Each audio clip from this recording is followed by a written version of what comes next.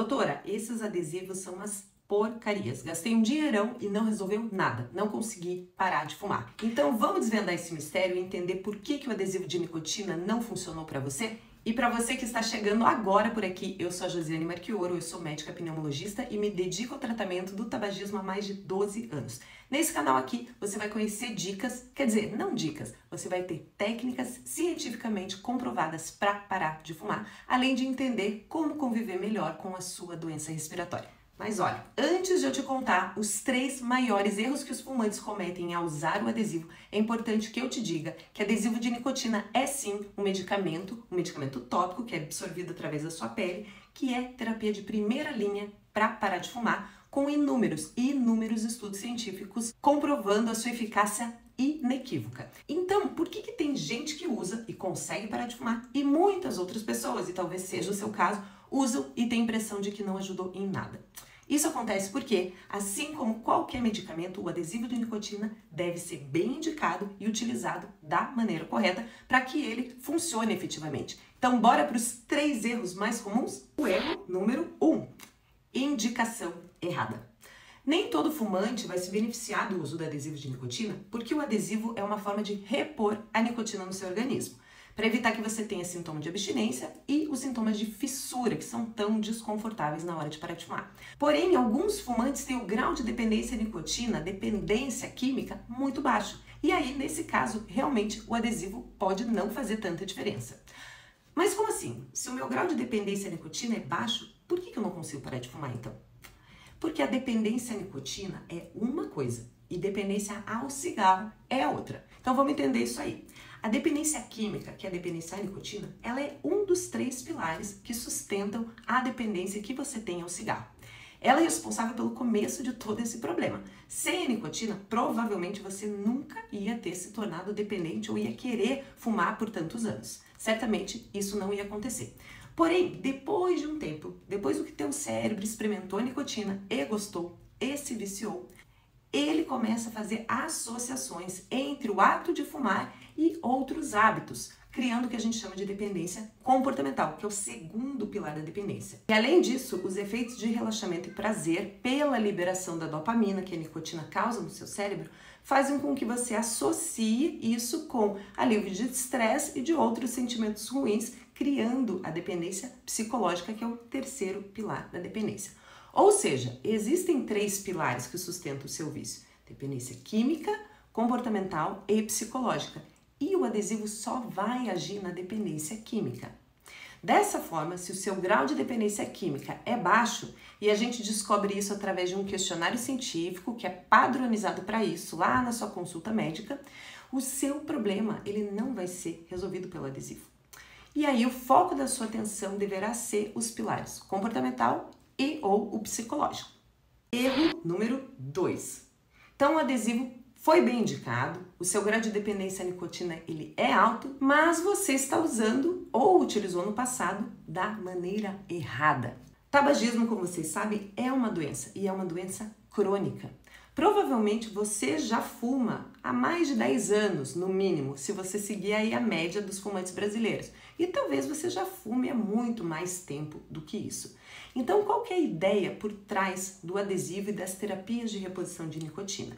A ideia básica é que ele faça uma ponte entre a sua vida com nicotina de agora e a sua vida 100% livre de nicotina no futuro, certo? O que ele vai fazer? Ele vai tornar essa adaptação do seu cérebro, que está intoxicado por tantos anos, menos traumática. Então vai fazer essa adaptação mais confortável. O que ele faz é um desmame gradual da nicotina de forma segura. Então sai o cigarro com a nicotina e as suas mais de 7.000 substâncias tóxicas e cancerígenas e entra a nicotina, que é uma nicotina sintética que vai ser absorvida então pela sua pele. Aí você fumou 20 anos e quer fazer essa transição em uma semana, em 10 dias. Tem gente que usa o adesivo 2, 3 dias e para. E diz, esse negócio não ajudou em nada, só me fez gastar dinheiro. Me conta uma coisa, o seu remédio para pressão, você toma 2, 3 dias? E o seu remédio para o colesterol? E o da tireoide? Então, nem antibiótico a gente prescreve por períodos tão curtos assim, na maioria das vezes. Então, cada remédio tem um período mínimo de tratamento que foi estudado para que ele surta os efeitos desejados. No caso dos adesivos, o tempo mínimo de tratamento que os estudos demonstraram benefício foi usar por 2 a 3 meses. Isso quer dizer que, se você para antes disso, você não deu nem tempo do adesivo começar a fazer o seu papel, que é aumentar em 70% a sua chance de ter sucesso e de realmente conseguir parar de fumar. Então, a redução da dose do adesivo e o tempo de duração do seu tratamento, se vai ser 2, 3, 6 meses, vai depender do que seu médico indicar. E ele vai analisar se você está tendo ou não sintomas de abstinência, se está tendo ou não fissura e qual que é o teu risco de recaída. Então, essa é a importância de ter um médico especialista acompanhando o seu tratamento, para fazer estes ajustes no jeito certo e na hora certa. O erro número 3, expectativa errada. Exatamente isso que você ouviu. Vou fazer uma analogia aqui. Imagine que você está acima do peso, está sedentário e a sua pressão está alta. O seu médico te explica tudo isso e vai começar um remédio para tratar a sua hipertensão. Você passa na farmácia, você compra o seu remédio, começa a tomar, tá tudo indo bem, mas você começa a ficar intrigado. Pô, eu tô tomando esse remédio certinho, mas eu não perdi nada de peso e nem começou a me dar uma vontade louca de fazer uma corrida, fazer uma caminhada, ir para academia. E aí você fica decepcionado com o remédio e para de tomar. Eu garanto que nem passou pela sua cabeça que o seu remédio da pressão ele ia resolver o seu problema de estilo de vida, não é? Você nem faz a expectativa que o remédio faça isso por você. Mas, quando o assunto é parar de fumar, é justamente essa falsa expectativa que as pessoas fazem. Que ele vai resolver os hábitos relacionados ao cigarro.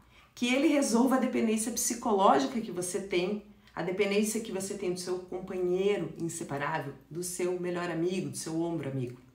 Então, o adesivo de nicotina e as demais terapias de reposição de nicotina, que são a goma de mascar, a pastilha, elas vão atuar no pilar da dependência química do cigarro.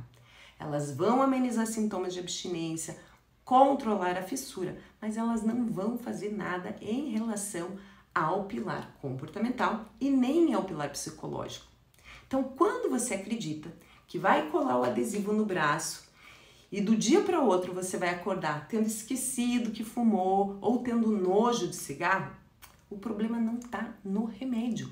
É a sua expectativa em relação ao tratamento que está errada. Adesivo, goma, pastilha de nicotina ajudam muito, sim. São terapias de primeira linha para tratamento do tabagismo, sim, e aumentam em até 70% a sua chance de parar de fumar, se utilizados da maneira certa e se forem bem indicados.